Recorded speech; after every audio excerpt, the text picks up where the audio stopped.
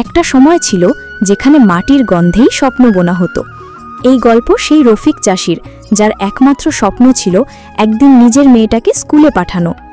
মাটির চেয়ে বড় স্কুল নাই, কিন্তু আমার মাইয়াডারে আমি বইয়ের ঘ্রাণ শিখাইতেছি।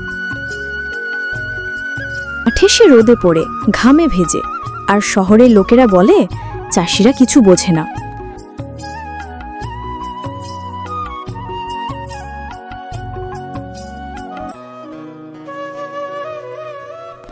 বাবা, আমি স্কুল যাব না, তোমার খরচ কমে যাবে।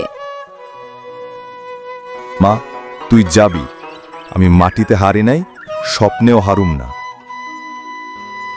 সবাই তাকে পাগল বলে, কিন্তু সে জানে পরিবর্তন সহজ নয়, কিন্তু অসম্ভবও নয়।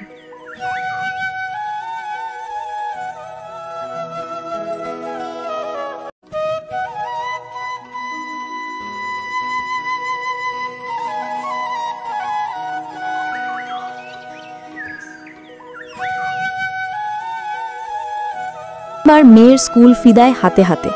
মেয়েটা স্কুলে যায়, চোখে জল নিয়ে তাকায় বাবার দিকে। মাটিতে শুধু ফসল না, স্বপ্নও বোনা যায়, যদি হাল ছাড়িস না।